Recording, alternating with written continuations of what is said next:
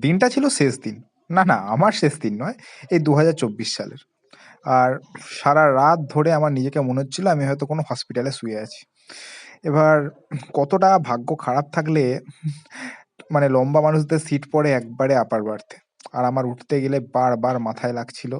আমি ঠিকঠাক বসতেও পারছিলাম না। তো চলো এখন ভোর হয়েছে একটু নিচে নেমে গিয়ে দেখি কি অবস্থা। যাই হোক এই উপর থেকে আমি ৪-৫ টা নজর রাখছিলাম। অবশ্য উপরে থাকার এটাই হচ্ছে একটা সুবিধা, সব দিকটা দেখা যায়।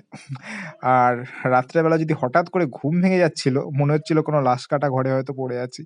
কারণ সবাই ছিল সাদা চাদর জড়িয়ে। তো চলো আমি নামি আগে। সারারাত ধরে এই ট্রেনই ছিল আমার ঘর, এই ট্রেনই ছিল আমার বাড়ি, আমার সুখ-দুঃখের সাথী। অবশ্য সুখের থেকে দুঃখটাই বেশি। কারণ না হয়েছে ঠিকঠাক কমফোর্ট ভাবে উপরে শোয়া, আর না হয়েছে ঠিকঠাক ঘুম। আর আমার চোখ মুখের অবস্থা দেখেই তোমরা আশা করি বুঝতে পারছো যে আমি ঠিকঠাক করে ঘুমাইনি। অবশ্য ট্রেনে ঠিকঠাক ঘুম হয়ও না, যখন তখন ঝাঁকুনি দিচ্ছিল। আর থার্ড এসিতে এটা আমার ফার্স্ট টাইম মানে ট্রাভেলিং। যাই হোক মোটের উপর এক্সপেরিয়েন্স ভালোই।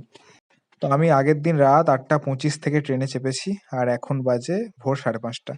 আর ভিডিওটা তোমরা ধীরে, ধীরে দেখতে থাকলেই বুঝে যাবে যে আমি কোথায় যাচ্ছি। মোট কথা বস আমি প্রচুর এক্সাইটেড। সারারাত ঘুম হয়নি বলে ট্রেনটাও আমাকে মাঝখানে কোনো এক জায়গায় থেমে একটু মুক্ত বাতাস সেবন করার সুযোগ করে দিল। ঠিক আছে? আর আমি জানি না আমি ওইদিকে কাকে দেখছি। এবার হ্যাঁ, লোকেশনটা বলি এখন ট্রেনটা রয়েছে বিহার আর উত্তরপ্রদেশের মাঝের কোনো এক জায়গায়। বাট আগে ভিতরে যাই কারণ বাইরে প্রচুর ঠান্ডা। উপরে শুয়ে, শুয়ে যখন চারপাশটা দেখছি, আমার হঠাৎ নজর পড়ল সামনের সাইড লোয়ারের প্যাসেঞ্জারটা ফ্রেশ হতে গেছে। যাই হোক, আমার একটু মনে হিংসা হচ্ছিল। কারণ কত না ভাগ্য ভালো হলে এই সিটটা সবাই পায়। এবার সে নেই দেখে আমি একটু সুযোগের সদ্ব্যবহার করলাম। আর আমি সুযোগের সদ্ব্যবহার করে ওনার জায়গায় গিয়ে কিছু ভিডিও আর কিছু ফটো নিয়ে নিলাম। তবে হ্যাঁ, আমার স্টেশন আসতে এখনো অনেক দেরি। চলো, ততক্ষণ একটু রেস্ট করে নিই। যাই হোক আরো ঘন্টাখানেক ঘুমানোর পর যখন আমি উঠি, দেখি আর ৩০ কি ৪০ মিনিট বাকি আছে। আর সারা রাত্রে বেলা যখনই আমি উঠছি ভাই, এই ট্রেনের ছাদটা আমাকে পাগল করে মারছে। সত্যি বলছি এখানে যদি আর কিছুক্ষণ থাকি আমার মনে হয় ক্লস্ট্রোফোবিয়া হয়ে যাবে। আর ভালো লাগে না। তারপর উপর থেকে নিচে নেমে আবার একটু বাইরে আসি, দেখি ট্রেন আবার থেমে গেছে। তাই আমি বাইরের কিছু সৌন্দর্য ক্যাপচার করছিলাম। আর এখানে এখনো কাশফুল ফুটে। আর একটা ছোট্ট এটা ঝিল টাইপের যাকে বলে। তো এতক্ষণে তোমরা হয়তো এই ভিউটা দেখে বুঝেই গেছো আমি কোথায় এসেছি। ইস দুনিয়া কা পেহলা শহর। আর মহাদেবের তৈরি নিজের শহর কাশী বা বারাণসী। তো দ্য জার্নি ইজ বিগিন। তো হাওড়া থেকে দীর্ঘ ১৪-১৫ ঘন্টা জার্নি করার পর এখন আমি পৌঁছে গেছি আমার ডেস্টিনেশন বারাণসী জাংশন। ঠিক আছে, ওখান থেকে অটো ধরে এখন সোজা যাবো নিজের রুমে। আমার অবশ্য সব আগে থেকে ঠিক করাই ছিল। চলো রাস্তা যেতে যেতে বলি। তো এখন আমরা অটো করে চলেছি সোজা শিবালা ঘাট। আর ওখানেই আমাদের থাকার ব্যবস্থা হয়েছিল। আর এখানে সব কিছু খোঁজ খবর দিয়ে সব কিছু ঠিকঠাক করে দিয়েছিল আমার ব্রাদার ফ্রম অ্যানাদার মাদার জয়। কারণ আমার আগেও ও ৭ থেকে ৮ বার মতো বারাণসী এসছে, তাই বারাণসী ওর আর একটা ঘর বলতে পারো। তো চলো এখন স্পিরিচুয়াল ক্যাপিটাল অফ ইন্ডিয়ার রাস্তাঘাট দেখতে দেখতে এখন চলেছি সোজা গন্তব্যের উদ্দেশ্যে। যাই হোক আমি কোনোদিনও পয়লা জানুয়ারি কিন্তু বাড়িতে কাটাইনি। আর বিগত ৩-৩.৫ বছর আমি কোথাও সেভাবে যেতেও পারিনি। তাই এবারে যখন সুযোগ পেয়েছি আর হাতছাড়া করলাম না। বাড়ি থেকে ৮০০ কিলোমিটার দূরে চলে এলাম মহাদেবের নিজস্ব শহর কাশীতে। আর গন্তব্যে পৌঁছাতেই আমাকে ওয়েলকাম জানালো এই ছোট্ট বাচ্চাটা। এবার এখন অলি-গলি পেরিয়ে আমি সোজা চলেছি আমাদের রুমের উদ্দেশ্যে। না, না এইখানে নয়, এটাও আমি ভুল ভেবেছিলাম। এই যে সামনেই। তো ফাইনালি পৌঁছে গেছি আমাদের থাকার জায়গায়। আর এখানকার শান্ত আর সুন্দর পরিবেশ কিন্তু বড় বড় 5 স্টার হোটেলকেও বিট করে। জয় যতবারই এখানে এসছে ওই বাড়িটাতেই থাকতো। আর এই বাড়িটা রয়েছে শিবালা ঘাটের কাছে। এখানকার সব কিছুই প্রায় ওর চেনা জানা। আর এই বাড়িটা ছিল একজন ডাক্তারবাবুর বাড়ি। এখন ওটা হয়েছে আদ্যাপীঠের আশ্রম। অবশ্য ওনাদের নিজস্ব লজও রয়েছে, তবে আমাদের থাকার ব্যবস্থা কিন্তু এই আশ্রমেই মানে করা হয়েছিল। আর এখানকার শান্ত আর মানে সুন্দর পরিবেশটা আমার সত্যি বলছি দারুণ লেগেছে। আর সবথেকে ভালো লেগেছে প্রত্যেকের বাড়ির লোকের মতো ব্যবহার। রুমে ফ্রেশ ট্রেশ হয়ে এখন আমরা সোজা চলেছি ব্রেকফাস্ট করতে। আর সামনেই দেখছি একটা দোকান, দেখি কি পাওয়া যায়। তবে এসে দেখি এখানে লুচি ভাজা হচ্ছে, মানে কচুরি যাকে বলে।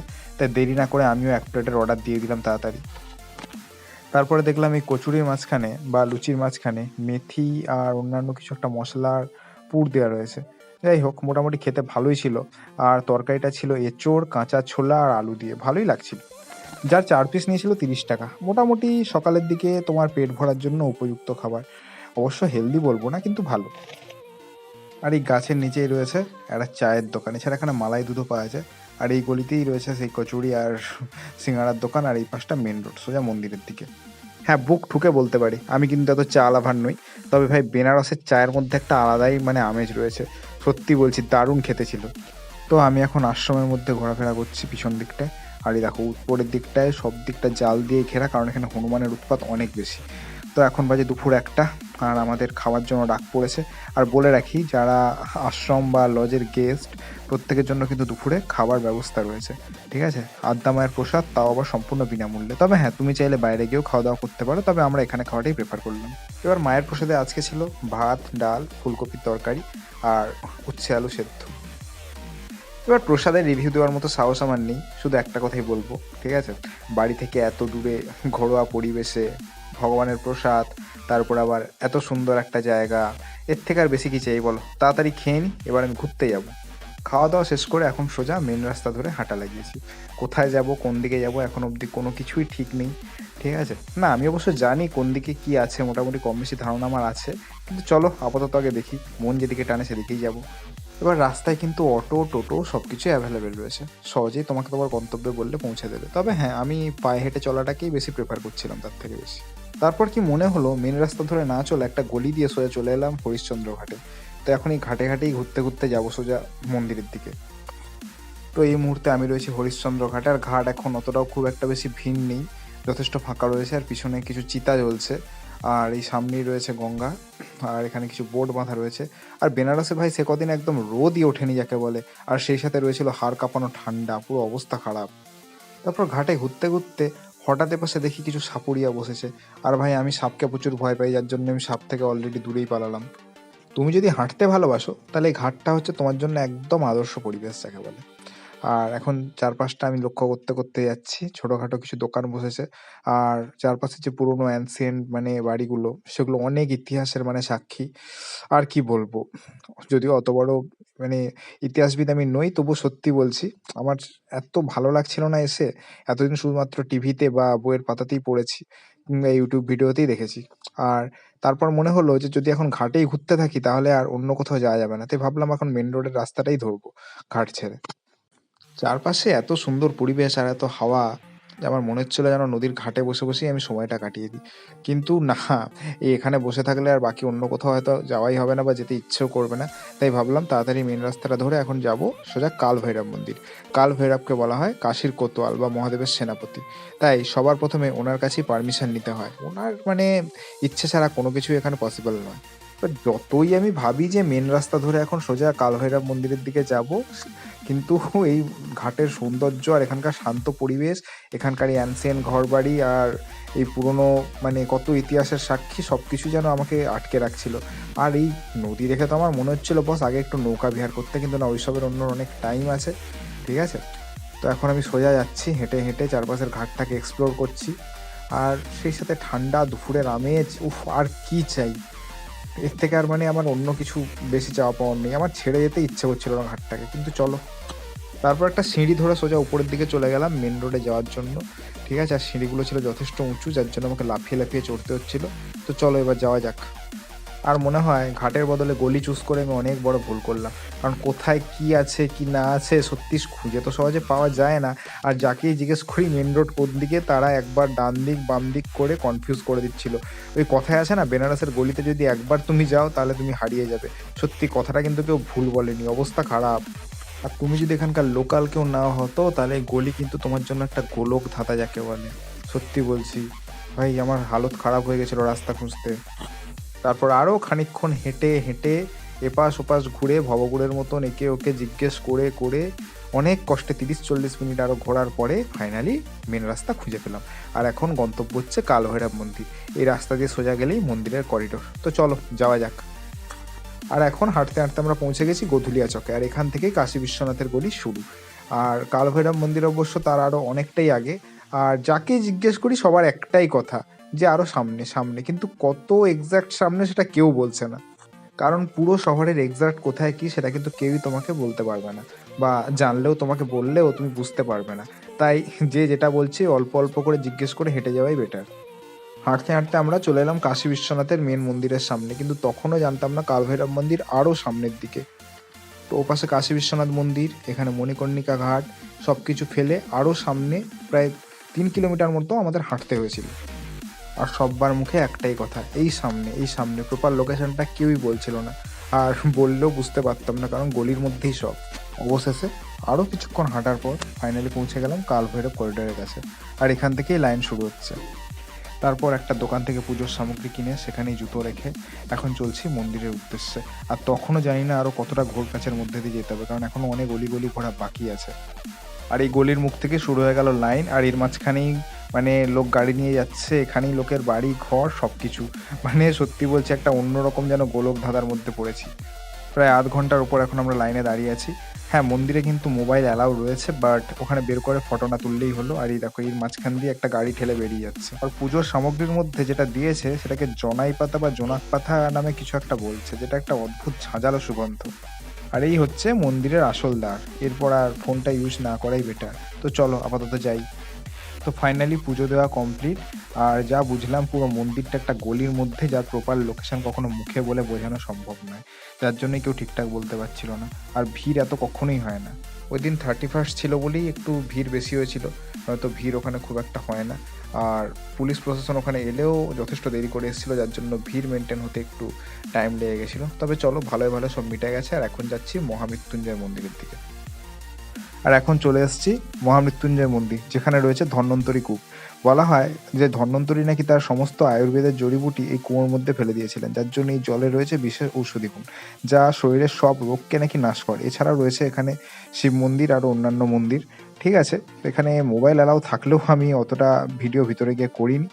আর এখন আমরা এখানে মন্দিরে দর্শন করে আর এই ধন্বন্তরী কূপের জল খেয়ে এখন যাবো সোজা ঘাটের দিকে সন্ধ্যা আরতি দেখতে। চলো যাওয়া যাক। এবার বলে রাখি, ধন্বন্তরী কূপের জল কিন্তু সবার জন্যই ফ্রি। ওর জন্য কোনো রকম টাকা পয়সা বা কোনো কিছুই ডিমান্ড করা হয় না। তুমি খুশি হয়ে যেটা দেবে সেটাই ওনারা নেবেন।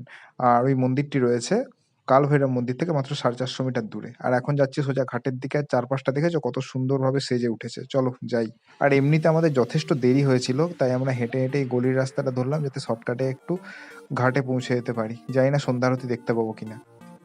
তারপর আমরা হাঁটতে হাঁটতে পৌঁছে গেলাম মণিকর্ণিকা ঘাটে, যেটা এখানকার বিশাল কাঠের স্তূপ দেখেই বুঝতে পারা যাচ্ছে, কারণ এখানে সবসময় চিতা জ্বলতেই থাকে, যার কোনো বিরতি নেই। আর এই দেখো, আমার ব্যাকগ্রাউন্ডে কত চিতা এখানে জ্বলছে। সাধারণত সেন্সিটিভ কন্টেন্টের জন্য খুব একটা ভিডিও এখানে করিনি আমি। আর তাছাড়া শ্মশান ব্যাপারটা আমাদের কাছে মোটামুটি অস্বাভাবিক লাগলেও এখানে সব কিছু যেন স্বাভাবিক, আর সব কিছুই যেন নর্মাল, কোনো কিছুই যেন পার্থক্য নেই। তো এখন মণিকর্ণিকা ঘাট ঘুরে আমরা এখানে দাঁড়িয়েছি। আর এখন সবাই যাচ্ছে গঙ্গা আরতি দেখতে। আমি জানি না আমি দেখতে পাবো কিনা। আর এই মণিকর্ণিকা ঘাটকে বলা হয় the valley of after life, অর্থাৎ পরলোকের দুনিয়া। ওই যে সেটা আমার ব্যাকগ্রাউন্ডে তোমরা দেখতেই পাচ্ছ। আর রাতের বেলা যেন ঘাটের সৌন্দর্য আরও 10 গুণ বেড়ে গেছে, কারণ আলোর রোশনাইতে মুড়ে গেছে পুরো শহরটা, যেন প্রাচীনত্ব আর আধুনিকত্ব সব কিছু মিলেমিশে এক হয়ে গেছে। আর নদীতে তো দেখতে পাচ্ছি ছোটোখাটো ক্রুজ চলছে, আর দূরে কোথাও ঢাক ঢোল বা অন্যান্য সব কিছুর শব্দ শুনতে পাচ্ছি। আমি তো জানি আরতি মনে হয় শেষ হয়ে গেছিলো, তারপরে খানিকটা মনে হলো এগিয়ে যাই। আর এগিয়ে যেতে যেতেই একটা সারপ্রাইজ পেলাম। তবে হ্যাঁ, ছুটে ছুটে এত দূর আসা কিন্তু আমাকে নিরাশ করেন। এই যে এত ভিড় দেখছো, সব কিন্তু একটাই কারণে, এই গঙ্গা আরতি দেখার জন্য। না, সম্পূর্ণ মানে কি বলে ভুল আমি ছিলাম যে গঙ্গা আরতি শেষ হয়ে গেছে এটাই ভেবেছিলাম। এখনও শেষ হয়নি, এখনও চলছিল। তবে আমরা একটু দেরিতে এসেছিলাম, যার জন্য এত ভিড় হয়ে গেছে। আর আমরা পিছনের দিকে, আর এখানে কিন্তু এখানে বড় একটা এলইডি মানে টিভি চলছে, যেখানে তোমরা সহজে দেখতে পারবে। কিন্তু টিভিতে আর দেখে লাভটা কী, তাই রিয়েল লাইফেই আমি যতটা সম্ভব ক্যাপচার করার চেষ্টা করলাম।